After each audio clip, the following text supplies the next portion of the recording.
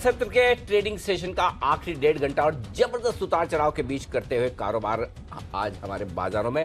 और देखते हैं किन लेवल्स पर होगी क्लोजिंग और बजट को और अदानी ग्रुप के शेयरों को किस तरह से तालमेल के साथ बाजार बढ़ता है आगे। आइए पहले बता दूं आपको अब तक की बड़ी बातें इस बाजार की। बजट के बाद से ऊपरी स्तरों से बाजार में तेज मुनाफा वसूली आती हुई दिखी। निफ्टी ऊपरी स्तरों से करीबन 300 पॉइंट की लुढ़का है, तो बैंक निफ्टी 1000 पॉइंट ऊपरी स्तरों से कमजोर हो चुका है। ये आप देख सकते हैं सभी सेक्टरों में ऊपरी स्तरों से प्रॉफिट बुकिंग आती दिख रही है। और ये इसलिए होता दिख रहा है कि 1 अप्रैल 2023 यानी कि अब से ठीक 2 महीने बाद अगर आप किसी भी तरह की इंश्योरेंस पॉलिसी लेंगे, 5 लाख से ज्यादा की प्रीमियम देंगे, तो उसके टैक्स में हुआ है बदलाव और ये इंश्योरेंस कंपनियों पर भारी पड़ता हुआ दिख रहा है। डिफेंस और रेलवे को उम्मीद से कम आवंटन मिला है, ये शेयर फिसले। लेकिन हाँ, टूरिज्म को बढ़ावा देने के लिहाज से टूरिज्म, होटल, ये सेक्टर मजबूत आपको आज के सेशन में नजर आएगा।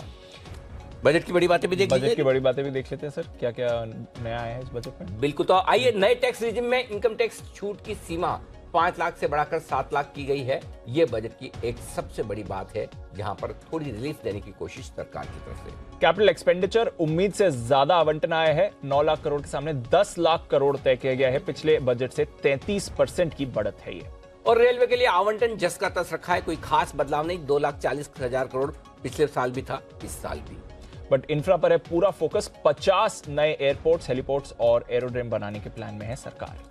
और कुल कैपेक्स की रकम यानी कि 13,70,000 पौने 14 लाख करोड़ ये रखी गई है। और ये जीडीपी का है 4.5% आंकड़ा, जो काफी मजबूत, काफी बड़ा कहा जाएगा। नेट जीरो की तरफ एक बड़ा कदम। 2030 तक 5 MMT ग्रीन हाइड्रोजन उत्पादन का लक्ष्य सरकार कर रही है, तो ये एक बड़ा फोकस रहेगा। और एनर्जी सिक्योरिटी के लिए 35,000 करोड़ का एक अलोकेशन भी सरकार की तरफ से किया गया है, ताकि इस सेक्टर को मिल सके बढ़ावा। बजट मैक्रोज पर भी बड़ा कदम सरकार का। 6% के नीचे FY24 का वित्त घाटा रखा गया है। 5.9% का अनुमान अब किया जा रहा है। और वित्त वर्ष 2024 में कुल मिलाकर 45 लाख करोड़ खर्च का है अनुमान, ये रखा है सरकार ने। उसके सामने उधारी भी की जाएगी। लगभग पौने 12 लाख करोड़ के FY24 का बोरोइंग प्रोग्राम भी सरकार की तरफ से सामने आया इस बजट में। तो ये है पूरा का पूरा एक्शन अब बजट की बड़ी बातों के साथ। और आप देख सकते हैं बाजार इस वक्त बड़ी मुश्किल से पसीना बहाते हुए हरे निशान में टिके रहने की कोशिश करते हुए दिख रहे हैं। बजट के बाद की जो बढ़िया तेजी बनी थी, वो तेजी सबसे ज्यादा इंश्योरेंस सेक्टर ने लूटी है। और उसके अलावा अदानी ग्रुप के शेयरों से बाजार का सेंटीमेंट आज फिर से खराब होता दिख रहा है। आइए एक बार चलते सीधे प्रधानमंत्री मोदी बजट के बाद अपनी प्रतिक्रिया दे रहे हैं, सुनते हैं उन्हीं को।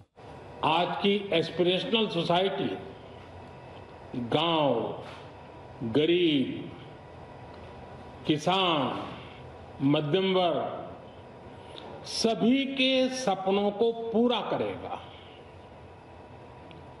मैं वित्त मंत्री निर्मला जी और उनकी टीम को इस ऐतिहासिक बजट के लिए बधाई देता हूं। साथियों, परंपरागत रूप से अपने हाथ से औजारों और टूल्स से कड़ी मेहनत कर कुछ न कुछ सृजन करने वाले करोड़ों विश्वकर्मा इस देश के निर्माता है।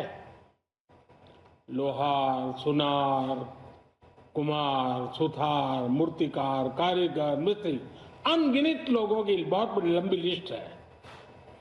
इन सभी विश्वकर्माओं की मेहनत और सृजन को देश इस बजट में पहली बार अनेक प्रोत्साहन योजना लेकर के आया है।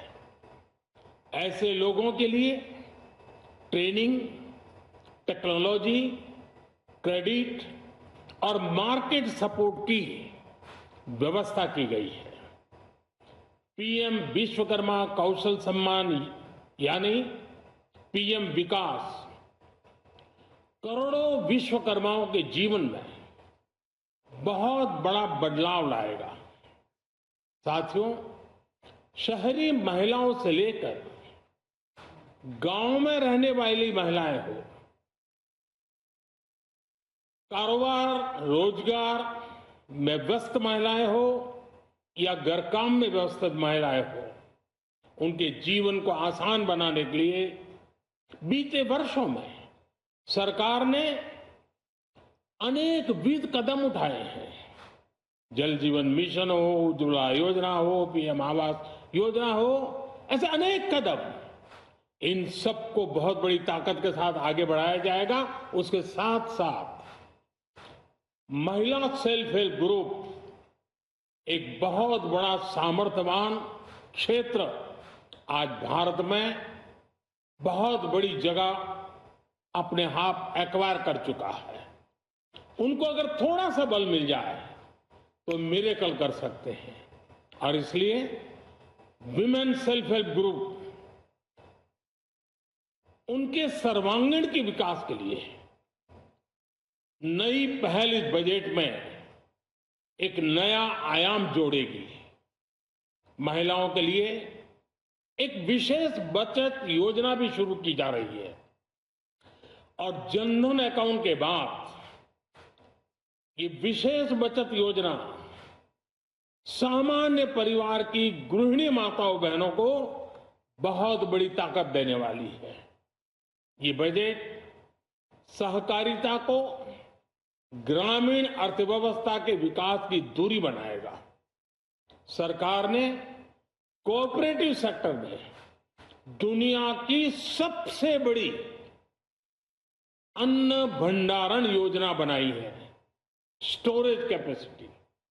बजट में नए प्राइमरी कोऑपरेटिव्स बनाने के लिए एक महत्वाकांक्षी योजना का भी ऐलान हुआ है। इससे खेती के साथ साथ दूध और मछली उत्पादन के क्षेत्र का विस्तार होगा। किसानों, पशुपालकों और मछुआरों को अपने उत्पाद की बेहतर कीमत मिलेगी। साथियों, अब हमें डिजिटल पेमेंट्स की सफलता को एग्रीकल्चर सेक्टर में दोहराना है। इसलिए इस बजट में हम डिजिटल एग्रीकल्चर इंफ्रास्ट्रक्चर की एक बहुत बड़ी योजना लेकर आए हैं। आज दुनिया इंटरनेशनल मिलेट ईयर मना रही है। भारत में मिलेट्स के अनेक प्रकार हैं, अनेक नाम है। आज जब मिलेट्स घर घर में पहुंच रहा है, पूरी दुनिया में पॉपुलर हो रहा है, तो उसका सर्वाधिक लाभ भारत के छोटे किसानों के नसीब में है। और इसलिए आवश्यक है कि नए तरीके से उसको आगे ले जाया जाए। इसकी एक नई पहचान, विशेष पहचान आवश्यक है।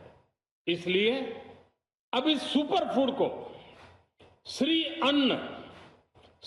अन्न की नई पहचान दी गई है। उसके प्रोत्साहन के लिए भी अनेकविध योजनाएं बनाई गई हैं। श्री अन्न को दी गई प्राथमिकता से देश के छोटे किसानों, हमारे आदिवासी भाई बहन जो किसानी करते हैं, उनको आर्थिक संबल मिलेगा और देशवासियों को एक स्वस्थ जीवन मिलेगा। साथियों, ये बजट सस्टेनेबल फ्यूचर के लिए green growth, green economy, green energy, green infrastructure और ग्रीन जॉब्स को एक अभूतपूर्व विस्तार देगा। बजट में हमने टेक्नोलॉजी और न्यू इकोनॉमी पर बहुत अधिक बल दिया है। एस्पिरेशनल भारत आज road, rail, metro, port, waterways, हर क्षेत्र में आधुनिक इंफ्रास्ट्रक्चर चाहता है। नेक्स्ट जनरेशन इंफ्रास्ट्रक्चर चाहिए। 2014 की तुलना में इंफ्रास्ट्रक्चर में निवेश पर 400% से ज्यादा की वृद्धि की गई है। इस बार इंफ्रास्ट्रक्चर पर 10 लाख करोड़ रुपए का अभूतपूर्व इन्वेस्टमेंट भारत के विकास को नई ऊर्जा और तेज गति देगा। ये निवेश युवाओं के लिए रोजगार के नए अवसर पैदा करेगा, एक बहुत बड़ी आबादी को आय के नए अवसर उपलब्ध कराएगा। इस बजट में ईज ऑफ डूइंग बिजनेस के साथ साथ हमारे उद्योगों के लिए क्रेडिट सपोर्ट और रिफॉर्म्स के अभियान को आगे बढ़ाया गया है। एमएसएमई के लिए 2 लाख करोड़ रुपए के अतिरिक्त ऋण की गारंटी की व्यवस्था की गई है। अब प्रिजम्पटिव टैक्स की लिमिट बढ़ने से एमएसएमई को ग्रो करने में मदद मिलेगी। बड़ी कंपनियां द्वारा एमएसएमई को समय पर पेमेंट मिले, इसके लिए नई व्यवस्था बनाई गई है। साथियों, बहुत तेजी से बदलते भारत में मध्यम वर्ग, विकास हो या व्यवस्था हो, साहस हो या संकल्प लेने का सामर्थ्य हो, जीवन के हर क्षेत्र में आज भारत का मध्यम वर्ग एक प्रमुख धारा बना हुआ है। समृद्ध और विकसित भारत के सपनों को पूरा करने के लिए मध्यम वर्ग एक बहुत बड़ी ताकत है। जैसे भारत की युवा शक्ति ये भारत का विशेष सामर्थ्य है, वैसे ही बढ़ता हुआ भारत का मध्यम वर्ग भी एक बहुत बड़ी शक्ति है। मध्यम वर्ग को सशक्त बनाने के लिए हमारी सरकार ने बीते वर्षों में अनेकों निर्णय लिए और ईज ऑफ लिविंग को सुनिश्चित किया है। हमने टैक्स रेट को कम किया है, साथ ही प्रोसेस को सिंप्लीफाई, ट्रांसपेरेंट और फास्ट किया है। हमेशा मध्यम वर्ग के साथ खड़ी रहने वाली हमारी सरकार ने मध्यम वर्ग को टैक्स में बड़ी राहत दी है। इस सर्वस्पर्शी और विकसित भारत के निर्माण को गति देने वाले बजट के लिए मैं फिर एक बार निर्मला जी और उनकी पूरी टीम को बहुत बहुत बधाई देता हूं और देशवासियों को भी बहुत बधाई के साथ साथ मैं आह्वान करता हूं, आइए अब नया बजट आपके सामने है, नए संकल्पों को लेकर के चल पड़े। 2047 में समृद्ध भारत, समर्थ भारत, हर प्रकार से संपन्न भारत हम बना के रहेंगे। आइए इस यात्रा को हम आगे बढ़ाएं। धन्यवाद। प्रधानमंत्री नरेंद्र मोदी बजट की तारीफ करते हुए और बजट को संतुलित बताते हुए किसानों के लिए और निम्न और मध्यम वर्ग के लिए ये बजट बहुत ही बेहतरीन रहेगा, ऐसा उनका मानना है। लेकिन बाजार इस वक्त दिन के निचले स्तरों पर है और बजट के पहले की और बजट के बाद की सारी बढ़त को गंवाता हुआ दिख रहा है। और अब निफ्टी लाल निशान में फिसल चुका है, 20 अंक नीचे, और बैंक निफ्टी ऊपरी स्तरों से अगर आप देखेंगे तो लगभग 1200 पॉइंट नीचे आ चुका है। वजह क्या है? अब आप सोचेंगे बजट तो सब कुछ ठीक है, बजट में अगर कुछ खराब है तो शायद इंश्योरेंस कंपनियों के लिए, उसके अलावा बजट में कुछ खराब नहीं है। लेकिन जो मूड बिगाड़ने वाला काम होता दिख रहा है वो अदानी ग्रुप के शेयरों से होता हुआ दिख रहा है। अदानी ग्रुप के वायदा कारोबार के शेयर 10 से 15% लुढ़कते हुए नजर आ रहे हैं। आप देख सकते हैं इस वक्त जो तेज गिरावट आपको नजर आएगी वो 15% नीचे अदानी एंटरप्राइजेस का शेयर आपको ट्रेड करते हुए दिखेगा, 15% ही नीचे अदानी पोर्ट। दोनों ही स्टॉक 15% और दोनों निफ्टी के स्टॉक है, ये ध्यान रहे आपको। अंबुजा 10% नीचे के सर्किट पर और एससीसी 7.5% नीचे। तो चारों वायदा कारोबार के शेयर बेहद कमजोर प्रदर्शन करते हुए दिख रहे हैं। और इसके साथ साथ कैश मार्केट के स्टॉक्स में अगर आप देखें तो यहां पर तेज गिरावट होती दिख रही है। और यहां पर भी आप देख सकते हैं अदानी टोटल गैस 10% के लोअर सर्किट पर है, अदानी ग्रीन एनर्जी लगभग 10% नीचे है, और NDTV, Adani Wilmar, Adani power तीनों ही 5% के सर्किट फिल्टर वाले स्टॉक तीनों ही 5% नीचे दिखेंगे। तो तेज गिरावट का शिकार होते हुए अदानी ग्रुप के शेयर, और यही बाजार का मूड खराब और कमजोर करते हुए आपको नजर आएंगे। चलिए बजट महासभा में भी चलते हैं। हमारे साथ आशु मदान साहब भी, एक बार जरा उनसे भी राय ली जाए। उससे पहले एक बार मुझे आपके सामने जुबिलेंट फूड के नतीजे भी रखने हैं। ये भी एक इंटरेस्टिंग रिजल्ट आया और जुबिलेंट फूड ने जो नतीजे पेश किए वो नतीजे काफ़ी कमज़ोर नजर आ रहे हैं। जल्दी से मैं आपके सामने रिजल्ट रख दूँ और रिजल्ट पर राय भी लूँगा हमारे एक्सपर्ट से। आय का आंकड़ा आया है 1332 करोड़, जो कि 1357 करोड़ का अनुमान था। कामकाजी मुनाफा 328 करोड़ का अनुमान था, 10% घटकर 288 करोड़ आया।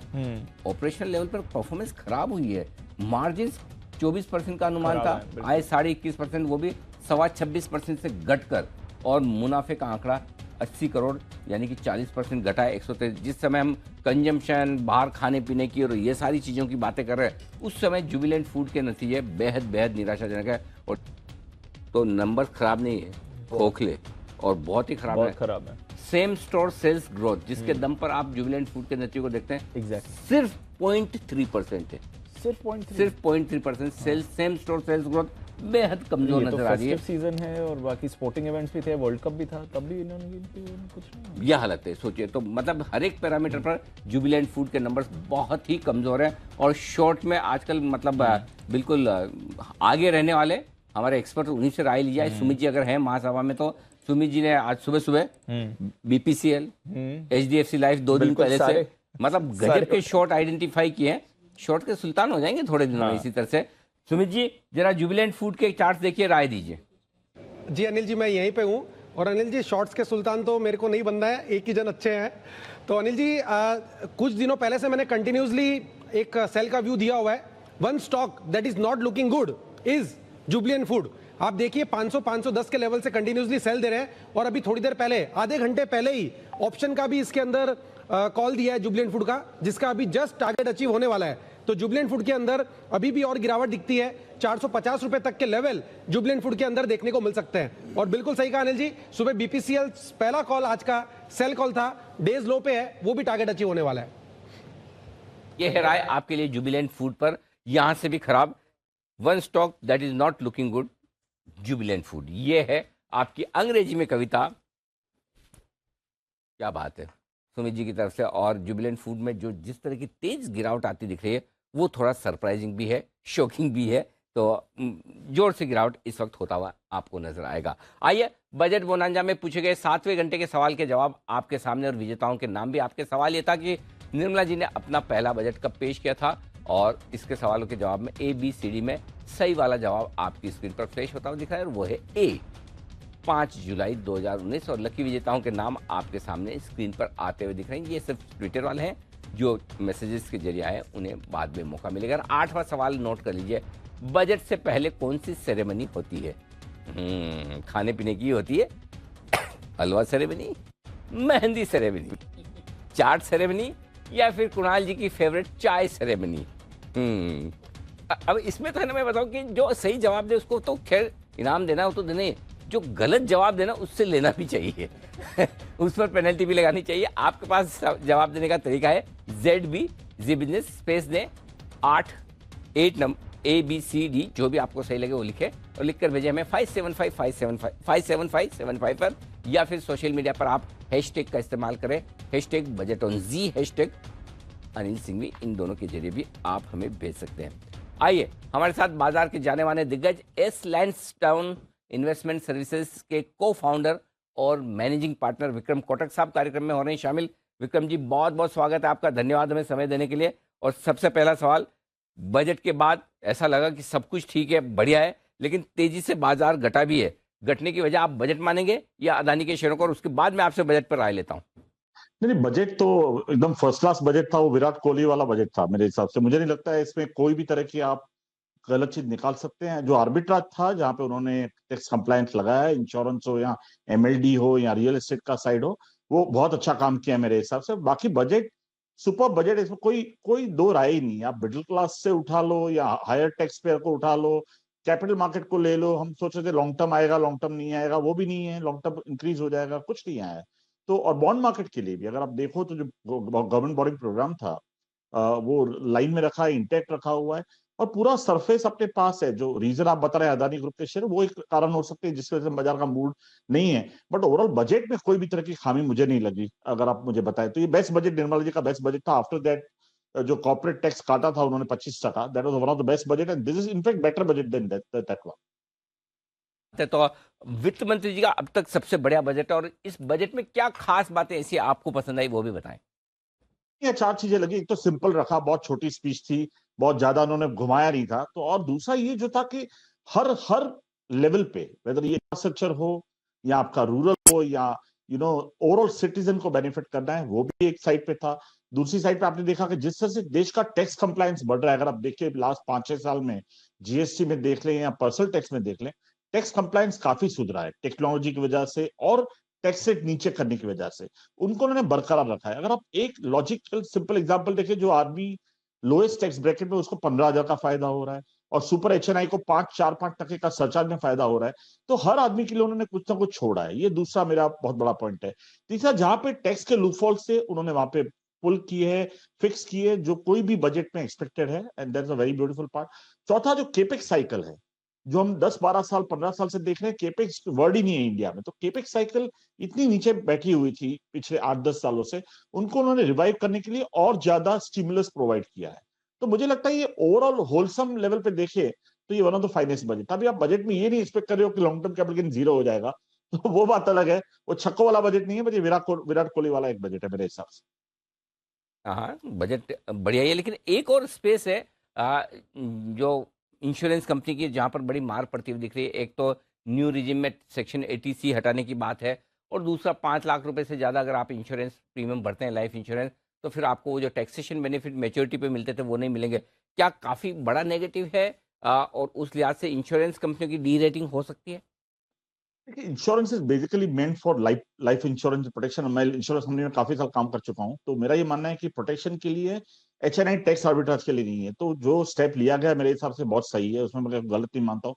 और दूसरा, जैसे आप प्रोग्रेसिव आगे जाते हो कंट्री में, जैसे आप डेवलपिंग कंट्री आगे बढ़ रही है, पर कैपिटा बढ़ रही है, तो ये जो टैक्स एग्जेम्पशन हैं, ये हट के एक्चुअली वो डायरेक्ट टैक्स बेनिफिट में कन्वर्ट हो जाने चाहिए। सीधा आप स्लैब में बेनिफिट दे दो, तो let consumer decide what you want to buy, whether you want to buy insurance policy or mutual fund or a two-wheeler or a four-wheeler or a TV set. So वो जो freedom है, वो शायद ये budget दे रहा है ज्यादा से ज्यादा, और उनका अल्टीमेट प्लान ये है कि नए टैक्स रेजिम में सारे लोग मूव हो जाए, जो स्टेप राइट डायरेक्शन में। मेरे हिसाब से इसमें कुछ गलत नहीं है। बिल्कुल हो सकता है, लेकिन ये बताएं कि इस बजट को देखने के बाद आपको अट्रैक्टिव क्या लगता है, डेट या इक्विटी?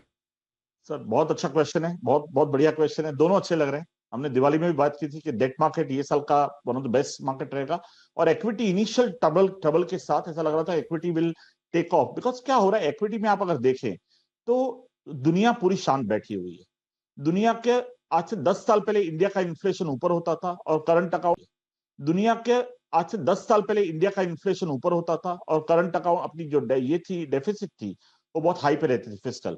अभी उल्टा हो गया है, अपने इन्फ्लेशन सेटल हो गए और अपनी डेफिसिट कंट्रोल हो रही है। तो मेरा ये मानना है कि इंडिया बहुत ही अच्छी सिचुएशन में, ग्लोबल सिनेरियो में देखे तो एक ही कंट्री जहां पे 6-7% का ग्रोथ इतनी बड़ी साइज पे आ रहा है। पहला पॉइंट ये है। दूसरा पॉइंट ये कि फेड की जो रेट साइकिल हाइक है, वो मेरे हिसाब से एंड की तरफ है। अगर 50-75 बेस पॉइंट और बढ़ा देंगे, बाद में ये स्टेबल हो जाएंगे।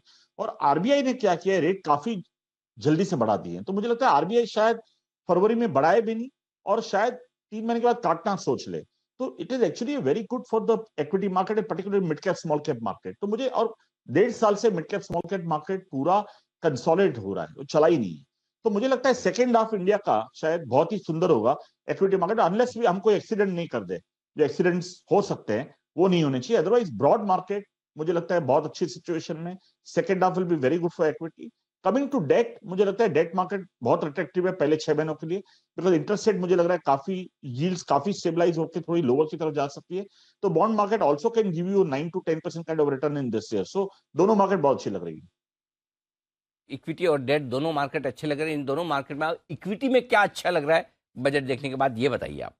ब्रॉड सेक्टर अनिल जी अच्छे लग रहे हैं। जैसे मैंने आपको बताया, गवर्नमेंट का जो पुश है मैन्युफैक्चरिंग इंडिया और मेक इन इंडिया पे, और जो ध्यान उन्होंने पीएलआई पे दिया है, केपेक्स साइकिल पे दिया है, मुझे लगता है केपेक्स के रिलेटेड जो भी स्टॉक्स हैं मुझे बहुत ही अच्छे लग रहे हैं। वहां पे बहुत अच्छा लॉन्ग टर्म बेनिफिट हो सकता है।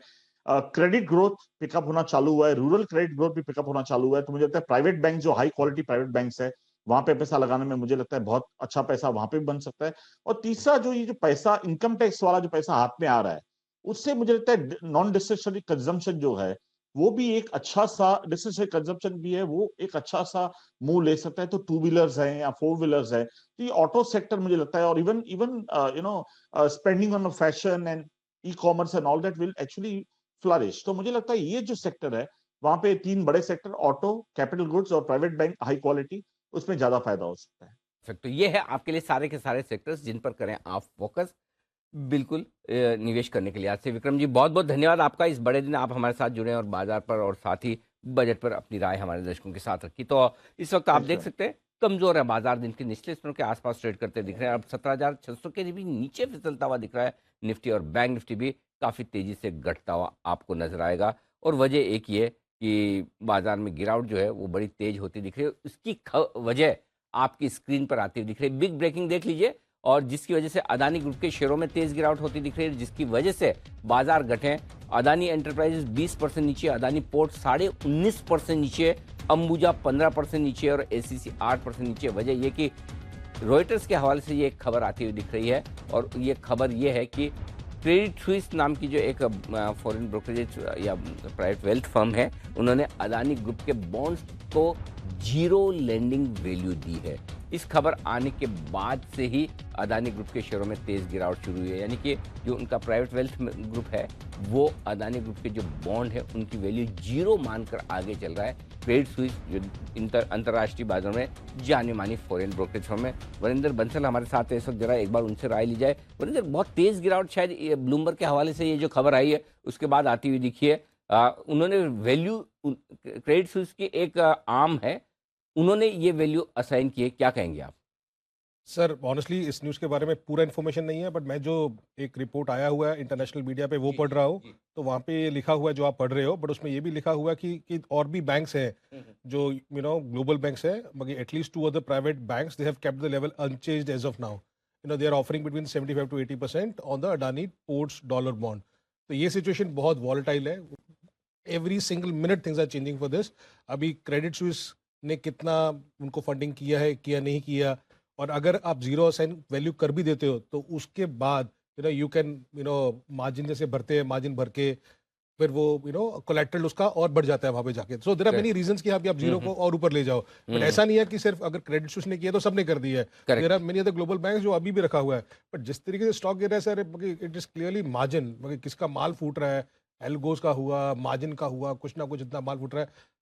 Scary to see the screen की जिस तरीके से ये 15-20% से ऐसे बड़े इंस्टीट्यूट्स, मगर छोटे नहीं है, मगर बड़े एसेट हैवी इंस्टीट्यूट्स जिस तरीके से गिर रहे हैं। But the full picture of this article is not कि सिर्फ credit Suisse, but also says कि और there are 2 more European private banks, they have kept the level unchanged as of now. Okay, और इस बीच इस सारे बाजार में फिर एक स्टॉक जो सबसे मजबूत नजर आता है वो है आईटीसी।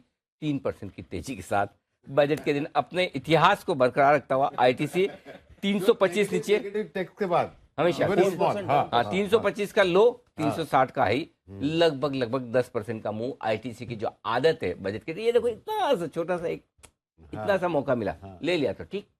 तेज गिरावट बाजार में और अब 17,600 के नीचे ट्रेड करता हुआ निफ्टी 70 अंकों के नुकसान के साथ, सेंसेक्स महज 60 पॉइंट ऊपर बचा है। बैंक निफ्टी में भी जो इतनी 1400 पॉइंट की आप मजबूती देख रहे थे, अब 22 पॉइंट की कमजोरी में, यानी कि ऊपरी स्तर से 1400 पॉइंट 1500 पॉइंट लुढ़कता हुआ बैंक निफ्टी। यह है बाजार का बड़ा बुरा हाल, और इस बुरे हाल के पीछे जिम्मेदार है सबसे ज्यादा अदानी ग्रुप के स्टॉक। 20% के लोअर सर्किट पर ट्रेड करते हुए दिख रहे हैं अदानी एंटरप्राइजेज और अदानी पोर्ट। 15% के लोअर सर्किट पर है अंबुजा सीमेंट, और एसीसी में नुकसान आपको दिखेगा 8% का। कैश मार्केट के सारे स्टॉक्स लोअर सर्किट पर ट्रेड करते हुए दिख रहे हैं। दूसरे जिम्मेदार हैं इंश्योरेंस कंपनियों के स्टॉक, और आमतौर पर आपको कभी ऐसा देखने को नहीं मिलेगा कि कोई इंश्योरेंस कंपनी का स्टॉक टॉप लूजर दिखे, आपको टॉप लूजर की लिस्ट में दिखे। जी हाँ, मैक्स फाइनेंशियल 12% नीचे, एचडीएफसी लाइफ 12% नीचे, आईसीआईसीआई प्रू 11% नीचे, एसबी लाइफ 10%। भाईचारा निभाते हुए ये सारे के सारे स्टॉक एक दूसरे के साथ बराबर 10 से 12% की रेंज में टूटते हुए आपको नजर आएंगे। बसंत माहेश्वरी साहब हमारे साथ हैं इस कार्यक्रम में, एक बार जरा उनसे राय ली जाए। इंश्योरेंस स्टॉक पर मैं उनकी डिटेल में राय पूछ चुका हूं, लेकिन अदानी ग्रुप के शेयरों में जो तेज गिरावट आई है सर, अभी थोड़ी देर पहले खबर भी आई थी ब्लूमबर्ग के हवाले से, वही कह रहे हैं कि क्रेडिट स्विस की एक आर्म है, उन्होंने अदानी ग्रुप के शेयरों की जो वैल्यू है, लैंडिंग वैल्यू, उसको जीरो किया। उसके बाद से इन सारे शेयरों में तेज गिरावट दिख रही है। कैसे समझा जाए, और क्या बजट के ऊपर अदानी ग्रुप के शेयर ज्यादा भारी हैं? अनिल जी, एक तो मैं वापस वर्ड लेना चाहूंगा, मुझे लगा था बजट बहुत अच्छा है, लेकिन ये जो अंदर से एक नया सांप निकला है इंश्योरेंस वाला, तो जो इनकम टैक्स कट है कुछ तो मिला नहीं किसी को, इन्फ्लेशन बढ़ गया, तो बजट अच्छा मैं नहीं मानता। मैं बजट को नॉर्मल से थोड़ा लेस देन नॉर्मल नेगेटिव ही समझूंगा।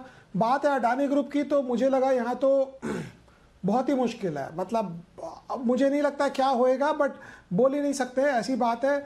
एक लेवरेज्ड ग्रुप जिसके पास 2 लाख 2.5 लाख करोड़ 1 लाख करोड़ कितने का मुझे पता नहीं डेट है, उसका आप डेट का वैल्यू जीरो कर दोगे, मतलब फिर क्या होएगा? क्या सामान बेचोगे क्या उसका? उसके पोर्ट बेचोगे कि सीमेंट प्लांट बेचोगे क्या आप? तो मैं आपसे ये बोल रहा हूं कि इस सिचुएशन में जब आपका डेट का वैल्यू जीरो होता है, इसका ये मतलब हुआ थ्योरेटिकली कि भाई इसकी कागज की कीमत नहीं है, मुझे पैसे दो वापस, राइट? तो अगर लेंडर पैसा वापस मांग रहा है और पैसा है नहीं देने को, क्योंकि एफपीओ भी तो आपस पूरी में इकट्ठा करके पैसा बना है, तो फिर वो होएगा क्या? क्या कंपनियां बिकेगी, एसेट्स बिकेंगे? और ये बिकेगा कि नहीं बिकेगा दूसरी बात है, बट मार्केट बहुत अंदेशा में मुझे लगता है। और आप बैंक निफ्टी को भी देख रहे हैं, इसका impact, resultant impact bank Nifty पे भी आएगा, बिकॉज आगे पीछे घूम फिर के सेंटिमेंट भी खराब है और कुछ कुछ तो बैंक से बोरोइंग है ही है।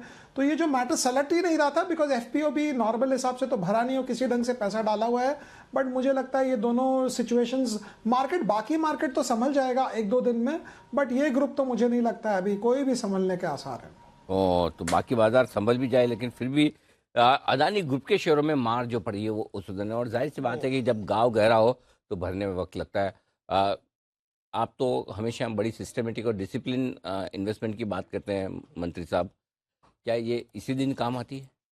इसी दिन काम आती है और हमेशा ही काम आती है। आप रेगुलर पैसा डालते रहो, कोई फर्क नहीं पड़ता है। आप 10 साल का एसआईपी का रिटर्न देख लो, 14% के आसपास कंपाउंडेड, उसमें हमने 10 बजट देख लिए, करेक्ट, अलग अलग फाइनेंस मिनिस्टर देख लिए, अलग अलग सरकार देख ली, जीएसटी देख लिया, नॉन जीएसटी देख लिया, long term capital gain tax exempt देख लिया, long term capital gain taxable देख लिया, डेट में टैक्सेशन आया गया, सब देख लिया। तो ये आज का दिन मेरे हिसाब से बहुत अच्छा दिन है कि कोई इन्वेस्टर पैसा डालने चाहे।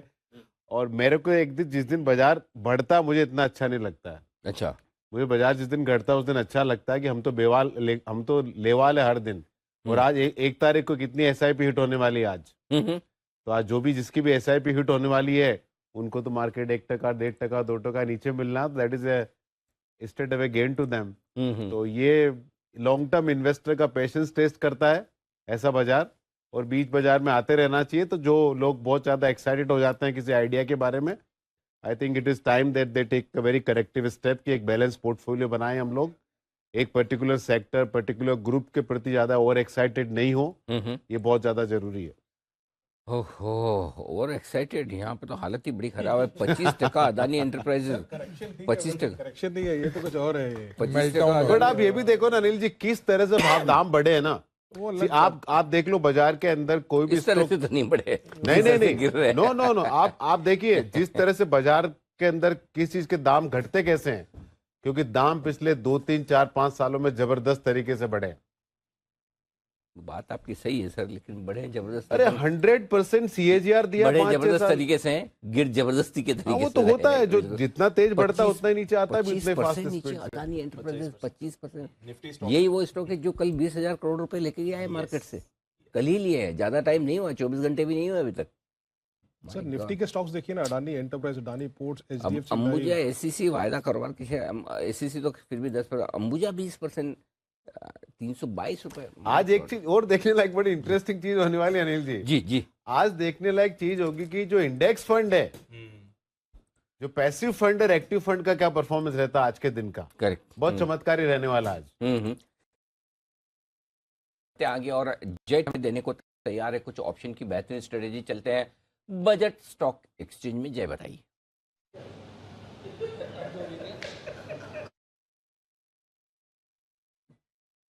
Hello, okay. 17,200 का पुट ऑप्शन लेना है Anil ji, next weekly expiry का लेना है। बट अभी 17,200 का put option next weekly expiry का अगर आप देखेंगे 9 फरवरी का, तो लगभग आपको 100 रुपए के आसपास अभी ये ट्रेड करते हुए देखने मिल रहा है।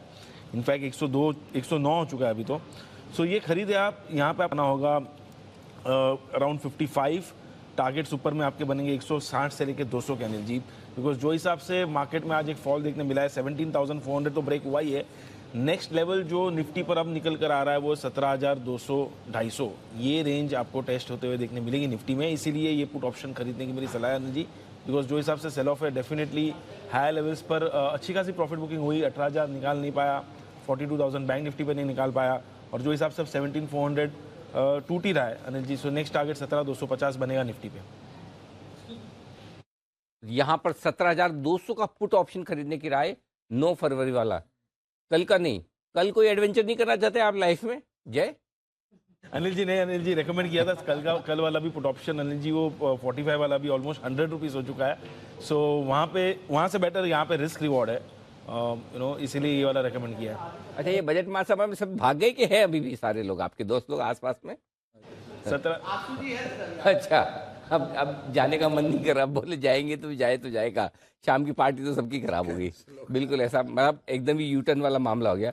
आशु जी अकेले डांस करेंगे और बाकी सब क्लैप करेंगे, वैसा हाल है। 17,400, जी हाँ, ये है पिछले हफ्ते का या इस हफ्ते, हाँ पिछले हफ्ते का लेवल, लोएस्ट लेवल इस हफ्ते का ही, हाँ जहाँ पर हम 17,405 टच करके आए थे ना, एग्जैक्टली वहीं पर आ गए। तो आज का हमने स्टॉप लॉस भी यही दिया था कि इंट्राडे ट्रेडर्स के लिए 17,400 का स्टॉप लॉस है और क्लोजिंग बेसिस पे 17,600 का स्टॉप लॉस है। तो निफ्टी तो वहां पहुंच चुका है। बैंक निफ्टी के लिए इंट्राडे का स्टॉप लॉस आपका 40,000 था, वो ट्रिगर हो चुका है, 40,000 के नीचे आ चुका है और क्लोजिंग बेसिस पे इसका स्टॉप लॉस बनेगा आपका 40,300 का, उससे भी आप नीचे ट्रेड करें तो स्टॉप लॉसेस आपके सारे के सारे ट्रिगर होते हुए नजर आ रहे हैं। सर ये कोरोना टाइप स्क्रीन दिख रही है, जो कोरोना काल में गिरावट, कोरोना को इतना बदनाम मत करो भाई।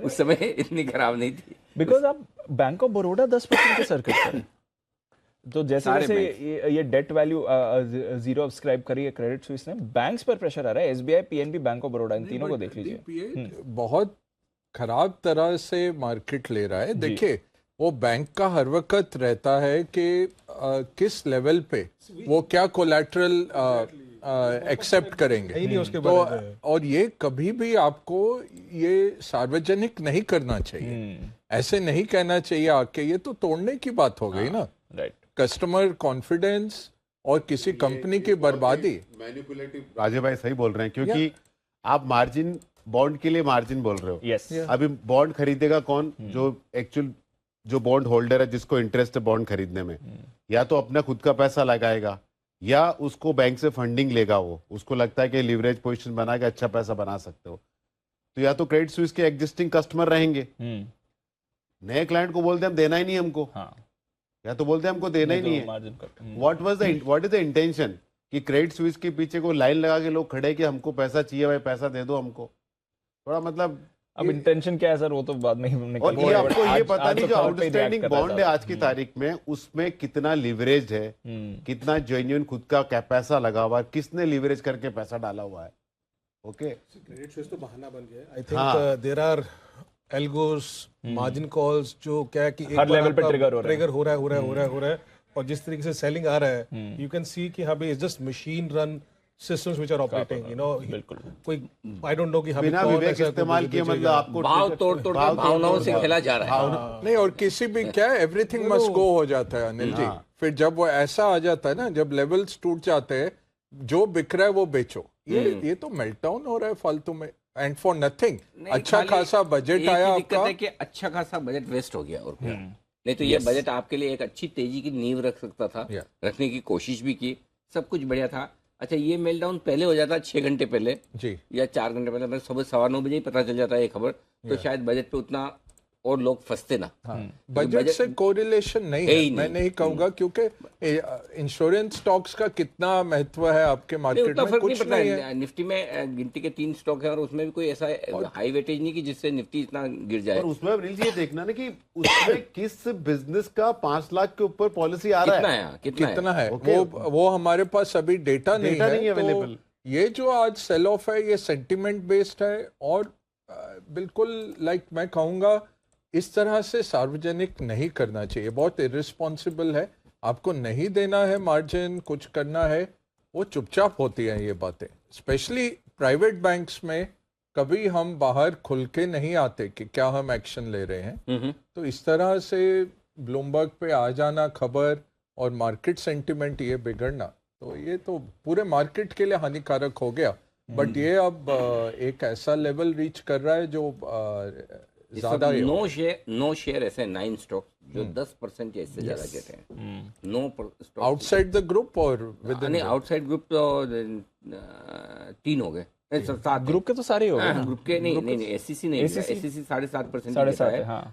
अदानी के तीनों ही स्टॉक टॉप लूजर हैं, 25% Adani enterprises report lower circuit पर है और अभी भी छूटने की जगह नहीं है, सोचिए। और अदानी अंबुजा सीमेंट 18% नीचे, Max Financial 15%, HDFC Life 13%, ICICI Pru 12%, bank of Baroda और एचएएल 10% के लोअर सर्किट पर। एचएएल से ऐसा क्या ले लिया, नहीं दिया तो लिया तो कुछ नहीं कि भाई तुम्हारे जो ऑर्डर दिए थे वापस ले लें, ऐसा तो नहीं किया। करेक्ट, यही बात है कि जहाँ पिटाई होनी है वहाँ होनी है। इस बजट में ऐसा नहीं कि, और आप तो लॉजिक भी बराबर दे रहे हैं कि पिछली बार का जो एलोकेशन है वो पूरा कंप्लीट नहीं हुआ, तो वो भी तो काम आएगा। ऑर्डर बुक्स है अनिल जी, Order books कितनी काफी 48% यूज हुआ है। आपके पास इतना विजिबिलिटी है, वेल रन कंपनीज हैं ये जो डिफेंस की हैं या रेलवेज की हैं। रेलवेज अब भारत में नहीं बढ़ेगा क्या? 7500 किलोमीटर का ब्रॉडगेज का इलेक्ट्रिफिकेशन होना है इस साल में। एग्जैक्टली। और इसी पर जो आपने बात की ना, इसी पर एक राय लेते हैं। रेलवे सेक्टर की दिग्गज कंपनी टीटागढ़ वैगन्स के वाइस चेयरमैन और एमडी उमेश चौधरी साहब हमारे साथ कार्यक्रम में शामिल हो रहे हैं। चौधरी साहब, बहुत बहुत स्वागत है। जरा एक बार रेलवे सेक्टर के लिहाज से सर बताएं, क्योंकि हमें ऐसा समझ आ रहा है कि कुछ बदलाव खास नहीं हुआ है। पिछले साल भी आपके सेक्टर के लिए 2,40,000 करोड़ थे, इस साल भी लगभग उतने ही है। कुछ फर्क हुआ है सर? क्या कुछ अच्छा, क्या कुछ खराब हुआ है आपके सेक्टर के लिए? जी नमस्कार अनिल जी। नहीं, ये जो 2,40,000 करोड़ इस साल एलोकेट किया गया है, ये एक्चुअली अगर हम देखें तो it is 10 times of what it used to be 5 years ago, और पिछले साल से ये दो गुना ज्यादा है। तो 2,40,000 करोड़ रेलवे में कैपिटल इन्वेस्ट किया जाएगा, ये एक छोटी घटना नहीं कही जा सकती है। ये इंडियन इंडस्ट्री को मैं कह सकता हूं कि पूरी तरह से इसको अगर 2,40,000 करोड़ को मैं मेक इन इंडिया और आत्मनिर्भर भारत के साथ स्टिच इन करूं, तो इंडियन इंडस्ट्री के पास सांस लेने की फुर्सत नहीं रहेगी जितना ये कारोबार इंडियन इंडस्ट्री को इन्वेस्टमेंट इस तरह की जो मैग्नीट्यूड है ये प्रदान कर सकती है। तो मेरे हिसाब से तो ये बहुत ही एक पाथ ब्रेकिंग मूव है सरकार के द्वारा कि इतनी बड़ी केपेक्स रेलवे में की जाएगी। और अगर हम देखें तो 2014 तक जो पिछली सरकार में एवरेज एलोकेशन कैपिटल के लिए 10,000 करोड़ रुपए हुआ करता था। 10-15,000, जिस साल 15,000 हो जाता था उस दिन हम वाहवाही करते थे कि 15,000 करोड़ रुपया या 20,000 रुपया कैपिटल सपोर्ट दिया जा रहा है फाइनेंस मिनिस्ट्री के द्वारा। अब वो 2,40,000 करोड़ पे पहुंच गया है। तो ये जो डेल्टा है ये एक अपने आप में ही बहुत टेलिंग डेल्टा है। तो ये है आपके लिए पिछले कई सालों के मुकाबले में लगातार आपके लिए एलोकेशन रेलवे के लिए बढ़ता हुआ दिखा है। लेकिन ये बताएं सर कि इंफ्रास्ट्रक्चर पर भी काफी फोकस है सरकार का, कई सारी स्कीम्स का अनाउंसमेंट किया है, क्या इससे किसी तरह की कोई रेलवे सेक्टर को मदद मिलने की संभावना? जी आपकी आवाज थोड़ी सी धीमी आ रही है, लेकिन जी मैं ये कह रहा हूँ कि रेलवे सेक्टर पर, इंफ्रास्ट्रक्चर सेक्टर पर काफी कुछ फोकस किया हुआ है सरकार का, लॉजिस्टिक्स के लिहाज से भी और ट्रांसपोर्टेशन के लिहाज से भी। क्या रेलवे सेक्टर को कुछ मदद वहां से मिलेगी? जी बिल्कुल। अगर हम इसको देखें, अगर रेलवे को हम डिवाइड करें तो एक हो गया लॉजिस्टिक्स, जो वित्त मंत्री जी ने अपने और अगर हम राष्ट्रपति की का जो एड्रेस था बजट सेशन का उसको भी देखें तो इंडियन इकोनॉमी को इकोनॉमिकल और कंपेटिटिव बनाने के तरफ बहुत जोर दिया गया, और उसमें लॉजिस्टिक्स कॉस्ट के तरफ बहुत महत्व दिया गया। बार बार लॉजिस्टिक्स कॉस्ट को कम करने की बात कही गई। तो आज अगर रेलवे को हम डिवाइड करें तो रेलवे का एक बहुत अहम हिस्सा जिससे कि हमारी जैसी कंपनी भी प्रभावित होती है वो है लॉजिस्टिक्स कॉस्ट को कम करने के लिए जो ट्रांसपोर्ट है वो रोड से हटा करके रेल की तरफ ले जाया जाए।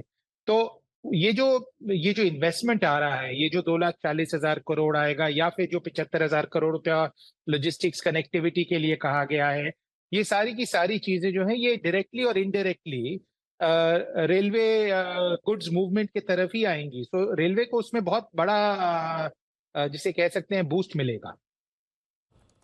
ओके, तो चलिए ये सारा का सारा रेलवे सेक्टर के लिए आउटलुक आता हुआ बजट के बाद से। चौधरी साहब बहुत बहुत धन्यवाद आपका हमें समय देने के लिए, और रेलवे सेक्टर को जो कुछ भी बजट से मिला उस पर अपनी विस्तार से राय देने के लिए आपका बहुत बहुत शुक्रिया। ब्रेक लेना है? ब्रेक ले लेते हैं छोटा सा। 3 बजे ठीक टाइम है, सही टाइम है, ले लेना चाहिए। वैसे भी और क्या करना है इस बाजार में? सब कुछ तो टूटा हुआ है, खाली ब्रेक करने को वो भी ले लेते हैं, बस जल्दी आ रहे हैं। बहुत ही बुरा हाल है मार्केट में, हालांकि निचले स्तर से अब थोड़ी रिकवरी आती दिख रही है। 17,350 का लो बनाने के बाद निफ्टी अब 17,600 पर, तो 250 पॉइंट की रिकवरी भी आई है, बताना तो पड़ेगा। और बैंक निफ्टी भी नीचे 39,500 का लो बनाकर 40,500 1000 पॉइंट रिकवर करता हुआ दिख रहा है। तो रोलर कोस्टर राइड बरकरार है। हालांकि चेहरों पर चमक और मुस्कुराहट आने में अभी भी वक्त, और उसकी वजह है कि अदानी ग्रुप के शेयर वो रिकवर होते नहीं दिख रहे, वहां अभी भी तेज गिरावट होती दिख रही है। 29% नीचे है अदानी एंटरप्राइजेज। ये वही स्टॉक है जिसका एफपीओ कल बंद हुआ है, जिसने 20,000 करोड़ रुपए मार्केट से जुटाए हैं 3276 रुपए के दाम पर। अभी एफपीओ प्राइस से 35% नीचे है। एफपीओ प्राइस से 35% नीचे है, सिर्फ 1000 रुपए नीचे। 24 घंटे पहले एफपीओ प्राइस 3276 रुपए की थी। आप सोच सकते हैं, उससे अंदाजा लगा सकते हैं कि अदानी एंटरप्राइजेज पिछले साल ही आई थिंक एंड ऑफ दिसंबर में 52 वीक हाई बनाया था 4190, ऑलमोस्ट 4200 का, वहां से आधी वैल्यू हो गई है। टॉप से आधा हो चुका है और 2 दिन में 36-35% घट चुका है अदानी एंटरप्राइजेज का स्टॉक। अपनी एफपीओ प्राइस से इतना कमजोर होता हुआ दिख रहा है। यही है पूरा ग्रुप जिसकी वजह से बाजार का मूड माहौल है खराब। आइए बढ़ते आगे। बजट बोनांजा में पूछे गए 8वें घंटे के सवाल के लकी विजेताओं के नाम का ऐलान करने का है वक्त। 8वां सवाल यह था कि बजट के पहले कौन सी सेरेमनी होती है? हलवा, मेहंदी, चाय या चाट सेरेमनी? वैसे तो सारी होनी चाहिए। वरिंदर को अभी किसी भी चीज पर मुस्कुराहट आ नहीं पा रही। मैं ये सोचूं कैसे आपके चेहरे पर मैं तो ये मुस्कुराहट सोच रहा हूँ सर कि फॉल हुआ, बट अंबुजा सीमेंट्स का मैं मार्केट कैप देख रहा था 60,000 करोड़ का रह गया। तो मैं सोच रहा था उसके पास 15,000 करोड़ तो कैश पड़ा है, उसके पास एसीसी का स्टेक भी पड़ा है जिसका वैल्यू गिरने के बाद चलो 12-13,000 करोड़ होगा। तो 60-62,000 करोड़ में 25,000 करोड़ तो कैश प्लस वो पड़ा है। और ये जो भी करेगा, बाकी आज 17 मिलियन टन का कैपेसिटी है, उसके बाद 100 करेगा तो उसके पास पड़ा है, जिसको खरीदना उसके पास पैसे नहीं है। प्रॉब्लम तो सर ये 5 टाइम पे आ गया, बाकी इतना 5-6 टाइम ईवी बीटा पे आ गया। और इस कंपनी को मैं क्या सोच रहा था कि अल्ट्राटेक लेने को तैयार था 425-430 पे। तो आज कोई इस एसेट को लेने की, मैं तो सिर्फ नंबर वाइज देख रहा हूँ कि नंबर वाइज आई नो कि हाँ नंबर जो फेयर है, फेयर के आगे कुछ भी नहीं है। भाव और भावनाओं में यही फर्क है। नहीं, वो आप देखिए आपके डिफेंस कंपनियां, रेलवे कंपनियां, ये ऑर्डर तो रुकने नहीं वाले ना।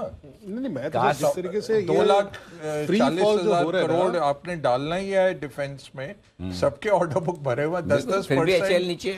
सर वो तो चलो ठीक है, 10 का 20 टाइम हो गया। ये तो क्या आपको अगर आपको अल्ट्राटेक श्री जो है 13, 14, 15 में मिलता है, ये तो अभी 6-7 पे आ गया, आधे ही आ गया। एज ए सेट, ये तो चलो एंटिटी अभी एसीसी अंबुजा ही थी ना, नाम भी चेंज हुआ है, बट आई नो कि जब ग्रुप गिर रहा है तो ग्रुप गिर रहा है, सब कुछ गिर रहा है। मतलब वही वाली बात है, इस वक्त फंडामेंटल वैल्यूएशन और इसका कोई मतलब है नहीं, क्योंकि जब चीजें बिगड़ती तो इसी तरह से यही इस मार्केट की सबसे बड़ी दिक्कत भी है, और यही इस मार्केट की सबसे बड़ी खासियत भी है कि स्टॉक बिना मतलब गिरते भी हैं और वो निवेशकों को मौका देते हैं, और बिना मतलब चढ़ते भी हैं। सब बड़ी बहुत सस्ता हो गया सर अंबुजा। आई नो कि ये बोलना खराब है इस समय, तो कोई सुनना भी नहीं चाहेगा इस समय, ठीक है ना, but I am telling you 62,000 crore में 25,000 करोड़ कैश और एसीसी पड़ा है, तो आपको ऑलमोस्ट 70 मिलियन टन जो आज की कैपेसिटी है, जो 140 हो जाएगी, ऐसा लगता है smart trade is to sell किसी के पास UltraTech. I am not saying, नहीं I don't know but sell, मतलब हाँ इट्स अ स्मार्ट ट्रेड ना, सीधी सी बात है। आपको सीमेंट में प्ले करना तो क्या करोगे आप?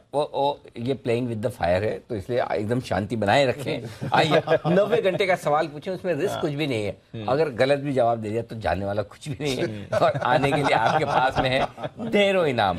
सबसे लंबे भाषण का रिकॉर्ड किसके नाम पर है? ए अरुण जेटली, बी पीयूष गोयल, सी निर्मला सीतारमण जी, और डी पी चिदम्बरम साहब। जवाब देने के लिए टाइप करें ZB, बिजनेस का शॉर्ट फॉर्म। 9 नंबर का सवाल है, तो 9 नंबर के साथ ABCD जो ठीक लगे वो लगाइए, और 57575 पर लिख कर हमें जवाब भेज दें। और दूसरा तरीका ये कि आप हमारे सोशल मीडिया या ट्विटर हैंडल्स पर जाएं, #BudgetOnZ, #अनिल सिंघी, इन दोनों का इस्तेमाल करें और लिखकर भी आप हमें जवाब भेज दें। हमारी टीम सेलेक्ट कर लेगी, और 8वें घंटे के विजेताओं के नाम तो हम बता ही चुके हैं, और इसमें तो जिन जिन लोगों ने गलत जवाब दिया हो कौन सी सेरेमनी, वो कृपया करके कुछ न कुछ तो है ना भरपाई के तौर पे भेज दिए। हलवा सेरेमनी भी नहीं बता पाएंगे तो कौन सी सेरेमनी बताएंगे?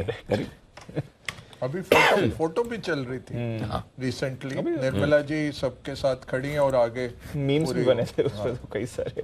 नहीं देखिए, आज की गिरावट में निर्मला जी का तो कोई योगदान नहीं, उनकी तरफ से तो उन्होंने सब कुछ ठीक ही किया। सोचो अगर थोड़ा और बजट खराब कर देती तो क्या होता? तो क्या होता है, ये वाली बात है। तो उनकी तरफ से उन्होंने बजट ठीक दिया है। एक आध छोटी मोटी चीज़ें तो हो ही सकती है, इंश्योरेंस वाली चीज़ है खराब इस अनडाउटेडली, लेकिन वो ऐसी नहीं कि जो पूरे बाजार को गिरा दे। सो आई थिंक ठीक है। अब लेट्स सी आगे क्या कुछ होता है, वो एक्शन देखना बाकी होगा। नीचे से रिकवरी आ रही है, 10% रिकवर हो रहे हैं एफएनओ वाले अदानी ग्रुप के स्टॉक्स। अदानी पोर्ट से 10% रिकवर हुआ, अदानी एंटरप्राइजेस 7.5, अंबुजा भी 5% रिकवर हो रहा है। थोड़ी रिकवरी आई है, निफ्टी पॉजिटिव टेरिटरी में वापस आपको आते हुए दिख रहा है। तो निचले स्तरों से लगभग 225 पॉइंट्स की रिकवरी आपको निफ्टी में दिखी है। बैंक निफ्टी में आपको निचले स्तरों से 1150 पॉइंट्स की रिकवरी। सर आपको एक मजाक की चीज बताऊं, आज सुबह सुबह क्रेडिट स्विस ने ना अडानी पोर्ट्स को अपडेट किया था। ब्रोकर अच्छा उनके इक्विटी ब्रोकिंग आर्म ने और उसका तो नंबर देख रहा हूँ सर, 50 रुपए का ईपीएस इस कंपनी का आज 12 टाइम पे आपको अडानी पोर्ट्स मिल रहा है। और क्या चाहिए, बाकी आई डोंट नो क्या चाहिए नहीं चाहिए, होने को कुछ भी हो सकता है, बट आई एम सेइंग ये क्रेडिट स्विस ही है जिसका अपग्रेड सुबह आया था। तो क्रेडिट स्विस है जिसके कारण हम इतना परेशान हो रहे हैं। ऑफ कोर्स दोनों अलग अलग एंटिटीज। बिल्कुल, चलिए सो आज नोट डाउन कर लीजिए अनिल जी, 1 Feb 2023 को smart trade is to exit other tech cement stock and move to SEC. मेरे नाम से आप सेव कर लीजिएगा। जो भी ओनर गए सब सेव दे सर लोगों के दिलों में, लोगों के दिमाग में, लोगों के घरों में, लोगों के पोर्टफोलियो में भी कुछ कुछ के सेव माना जाएगा। लेट्स सी क्या होता है, लेकिन फिलहाल थोड़ी रिकवरी अच्छी दिख रही है। हाँ। तो दीप जो हम बार बार बात करें कि मेरे को क्लोजिंग 17,600 के नीचे नहीं चाहिए थे, देखिए क्लोजिंग होते होते 17,600 पर आ गया और क्लोजिंग इधर हमें 40,300 के नीचे नहीं चाहिए, तो 40,300 के ऊपर में। यही खूबसूरती है इस बाजार की।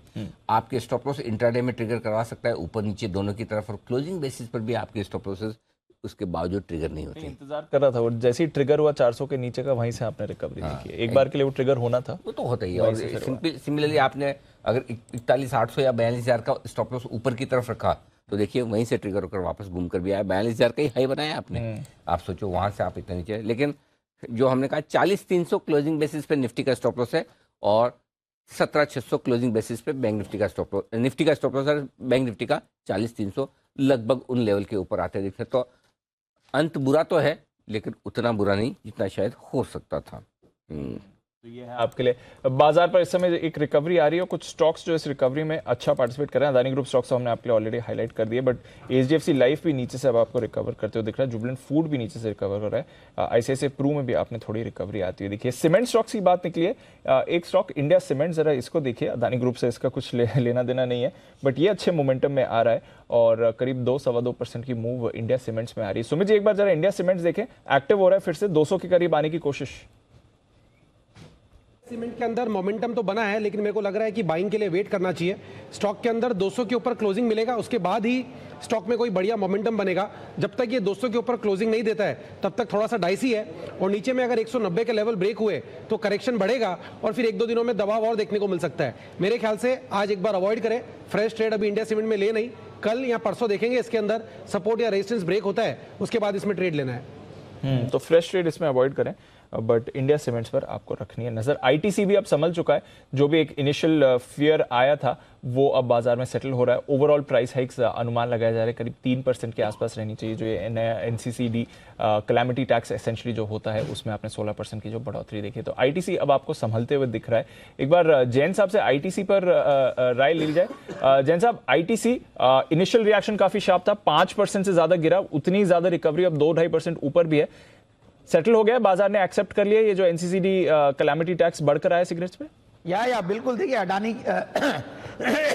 ये तो आज अडानी फैक्टर चल रहा था मार्केट में, नहीं तो आईटीसी और भी परफॉर्म कर सकता था। और हम लोग यहाँ पैनल में आज बैठे हैं, जनरली अकेले शो करते हैं जब भी अपने रूम में रहते हैं या अपने ऑफिस में रहते हैं, तो सबको मैंने उसी टाइम पे यही जिक्र किया था कि ये बहुत बढ़िया समय है आईटीसी का पुट बेचने का, क्योंकि 338 के लगभग, और ये न्यूज उतनी नेगेटिव नहीं है जितनी मार्केट रिएक्ट कर रहा है, क्योंकि उस टाइम पे और कोई नेगेटिव के लिए कोई स्टॉक नहीं था तो ये नेगेटिवली रिएक्ट किया। बट इतना अभी जो अडानी की वजह से जो भूचाल आया अभी थोड़ी देर पहले और वापस से भले ही बाउंस बैक किया हो, बट आईटीसी वहीं के वहीं पे लेवल पे है, 357-58 के लेवल्स। तो आई फील कि फ्रेश खरीदारी में अभी राय नहीं दूंगा, जिन्होंने ले रखा वो होल्ड करके रखे, थोड़ा डिप्स का इंतजार करें, क्योंकि लपेटे में या चपेटे में सब आते हैं जब मार्केट्स में गिरावट आती है। सो बस होल्ड है मेरी तरफ से। ओके थोड़ा पैनिक रिएक्शन नहीं दें, थोड़ा संभलने की कोशिश। पीएसयू बैंक्स भी नीचे से संभलने की कोशिश कर रहे हैं। इंडियन बैंक रिसेंटली इसके भी एक्सपोजर पर थोड़ी चिंता आई थी, ये भी अब नीचे से संभल रहा है, हालांकि अभी भी 5% नीचे, बट नीचे से 3% संभलते हुए भी आपको दिखाए। इस काउंटर पर भी रखें नजर। टाटा पावर, इस पर भी रखें नजर। कल एक बड़ा बाउंस बैक आया था, आज ये फिर से फिसलते हुए दिख रहा है। टाटा पावर 4% नीचे है इस समय। एक बार आशु जी से टाटा पावर पर राय लेना चाहूंगा। आशु जी, पिछली सीरीज में तो हमने देखा, इनफैक्ट पिछली 2 सीरीज से लगातार इस पर प्रेशर था, 200 के नीचे भी गया, कल रिबाउंड आया था, आज फिर से फिसल रहा है टाटा पावर। कैसे देखना है अब इस चार्ट को? दीपांशु, ऐसे ही देखते रहना है बस कुछ दिन और, अभी तो कुछ भी नहीं है। 200-215 का बैंड है, रिकवरी आई थी क्योंकि मार्केट में भी रिकवरी आई थी, इसमें भी आई थी, तो अभी भी दीपांशु मेरे हिसाब से बहुत ही ओवरबॉट स्टॉक है। बट यस, एक चीज़ है कि 195-200 से नीचे एक्सपायरी के प्रेशर के बाद भी नीचे नहीं जाता, तो इसका मतलब एक अच्छा सपोर्ट है। टूटता है लेकिन वहाँ पे रुकता नहीं है, वहाँ से वापस आता है, बट ऊपर का भी नहीं है। सो आई थिंक मुझे लग रहा है कि अभी भी इसमें कुछ नहीं है, it's a waste of opportunity for some time. 2-5 रुपए की अगर वो जैसे कहते हैं ट्रेडिंग या मूव्स या किसी को इंट्रा मंथ वो ट्रेड करना है, तो वो पैनिक में जब एक्सपायरी कटे तो ले लें और ऊपर जाए तो थोड़ा बेच दें। बट होता क्या है कि इसमें नॉर्मली लोगों के साथ रिवर्स हो रहा है। 210-15 जाता है, वो अच्छा दिखने लगता है, लेते हैं, 200-205 के नीचे कटता है। तो आई थिंक अगर ये रिवर्स ट्रेडिंग में करेंगे तो वो ट्रेडिंग प्ले तो अवेलेबल है, बट उससे ज्यादा अभी कुछ नहीं है टाटा पावर में। तो टाटा पावर पर रखिए नजर। हाँ, आशीष जी सुबह कह रहे थे कि 8,000 के ऊपर जब तक ना निकले तब तक तेजी नहीं करनी, लेना नहीं है। और नीचे का मैंने पूछा कब, तो बोला अभी रुक तो, टाइम आने पर बताऊंगा। आशीष जी, आया टाइम? 17,350 तो आ गया, अब कब आएगा टाइम? अनिल जी फिर देखिए, वो ट्रेडिंग से ना कभी कभी ऐसे लगता है कि यार कितना घट गया, 300 पॉइंट, 1000 300 बढ़ भी गया ना, तो नीचे से 300 बढ़ भी गया। मैं वही कह रहा हूँ कि उस वक्त ना थोड़ा सा लगता है, तो उसमें से ट्रेडिंग मूव में अगर इंडेक्स में आप कॉल पुट लेके हम जय के साथ बैठे हैं तो काफी कुछ कर लेते हैं फास्ट ट्रेडिंग में, बट अदरवाइज अनिल जी अभी कुछ मजा नहीं है। और ये अभी अनिल जी जो आज ये अदानी ग्रुप में फ्रेश हुआ है, मतलब अनिल जी इतनी गिरावट के बाद इस तरह की फॉलोअप सेलिंग आना, ये तो बिल्कुल भी अच्छा साइन नहीं है अनिल जी, बिल्कुल भी। अब इसका रेपरकशन क्या होगा, मुझे वो इतनी करेजियस मूव नहीं दिखानी है जी, करेजियस मूव दिखाने से पैसे लग जाते हैं। वैसे तो एक ही चीज में सर देखो, तो आदमी वही नहीं डूबेगा जो किनारे पे बैठा रहेगा, पानी में उतरेगा तो उसके तो डूबने के चांस होते ही हैं, भले कितने ही अच्छा तैराक हो। और आमतौर पर ज्यादा डूबते वही लोग हैं जो जिनको तैरना आता है, वो कॉन्फिडेंस। साइड पे नहीं बैठे, हम कॉल्स बेच रहे हैं, पुट्स ले रहे हैं, वो वाली चीज करते रहते हैं। अच्छा, खाली टच करके हाथ लगा के आ जाते हैं, पानी ठंडा है गर्म देख के बस। नहीं, मैंने कहा जंप नहीं मारना। इसीलिए तो मैंने उस दिन बोला कि मैं तो डेरिवेटिव्स मार्केट का बहुत बड़ा फैन हूं। कॉल्स बेचते हैं, पुट लेते हैं, स्प्रेड बनाते हैं, बड़ी अपॉर्चुनिटीज है अनिल जी ऐसी ट्रेडिंग में। अपॉर्चुनिटी तो इंडेक्स ट्रेडिंग में आपको मिल रही है भरपूर। 100 पॉइंट के मूव एक मिनट में आपको आते हुए दिख रहे हैं। वापस देखिए 200 पॉइंट नीचे ऊपर से बैंक निफ्टी फिसला है, तो मूव तो आपको बहुत शार्प, बहुत वॉलेटाइल आ रही है। एक दो रिलेटिवली सेफ हेवंस हैं, आईटी स्टॉक्स फिर भी थोड़ा परफॉर्म कर रहे हैं बाजार में, और नतीजों से पहले ब्रिटानिया भी थोड़ा एक्शन में है। अब ये तो हो गया, कल क्या बगा साहब बताएंगे? बगा साहब बहुत देर से बताए नहीं कुछ भी। बगा साहब एंजॉय कर रहे हैं लाइफ, एकदम आराम से देख रहे हैं, ऊपर जाए नीचे जाए मुझे क्या फर्क पड़ता है। बगा साहब वो तो ठीक है, लेकिन फेड आज क्या करेगा रात को, उससे हमें बहुत फर्क पड़ता है। तो कल की क्या तैयारी रखा है अमेरिका को देख के? आज तो जो होना हो गया।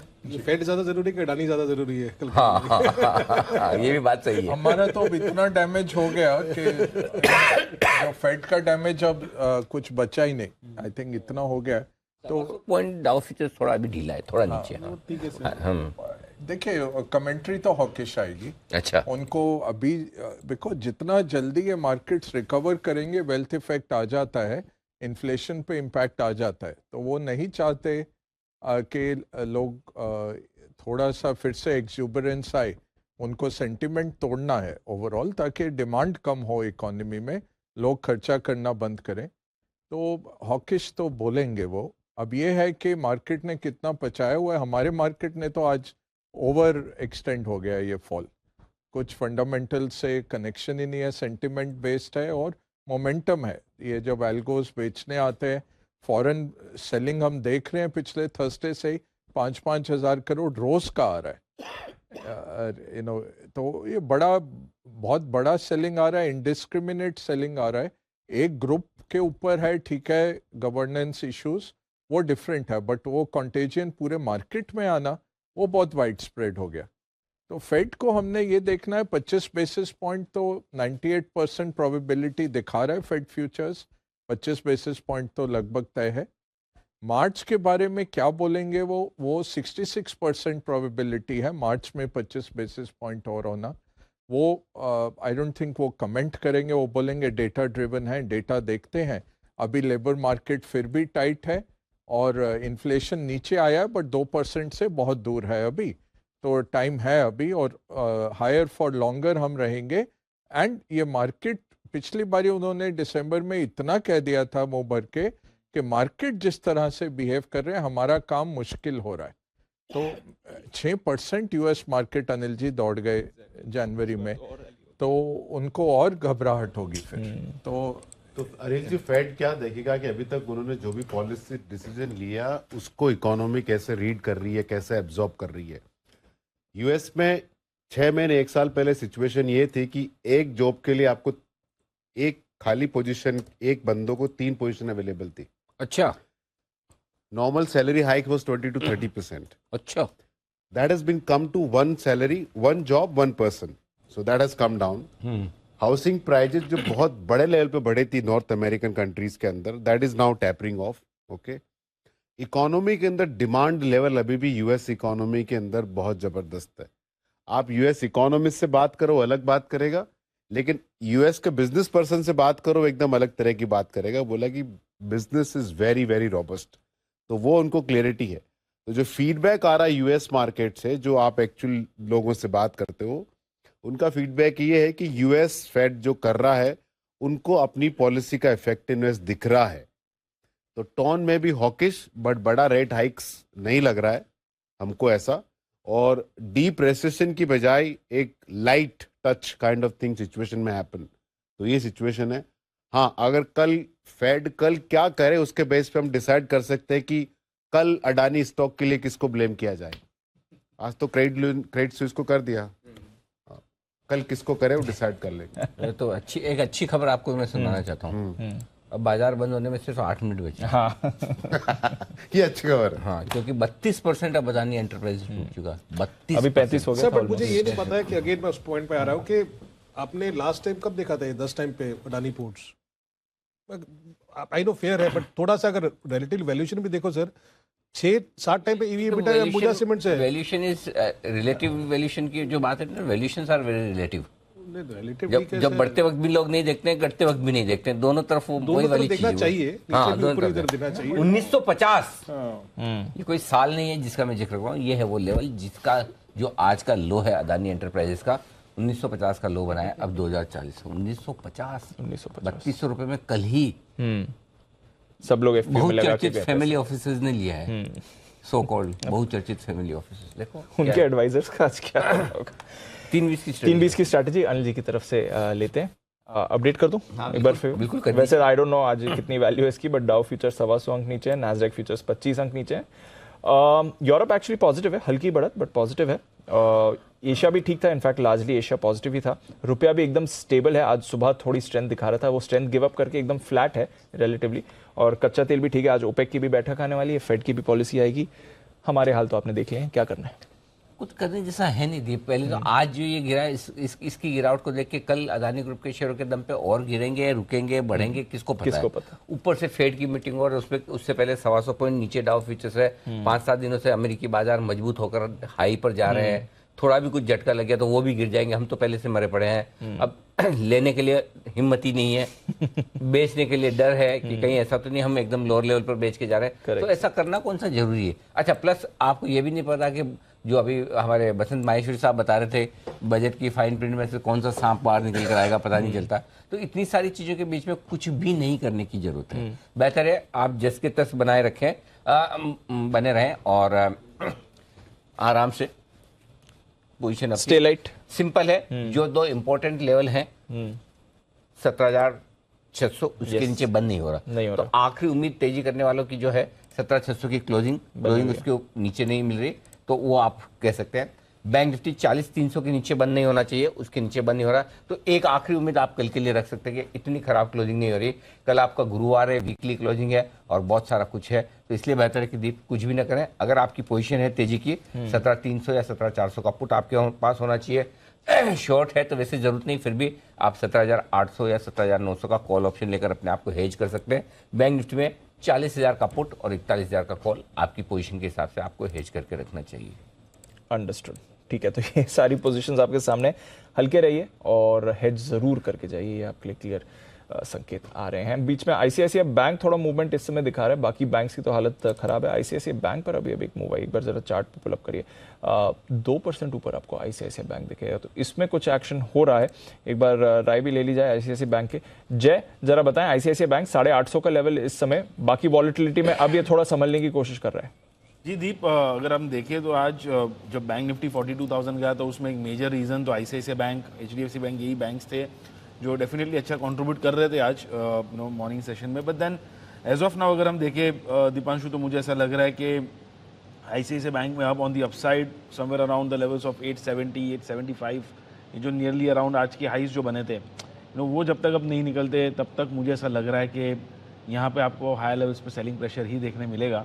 ओवरऑल हाई लेवल्स हमें प्रॉफिट बुकिंग देखने मिला है शार्पली, एंड जब तक वो लेवल्स अब नहीं निकलते कंफर्ट नहीं मिलेगा to go long on ICICI bank. Rather मैं कहूँगा कि ये जो बाउंस आया उसमें आप एग्जिट कर सकते हैं अगर आपने लोअर लेवल्स पे अभी खरीदा था तो ये है आईसीआईसीआई बैंक, जहां पर अभी भी 2.5% की मजबूती है। फॉर अ चेंज कुछ तो अच्छा कर रहा है।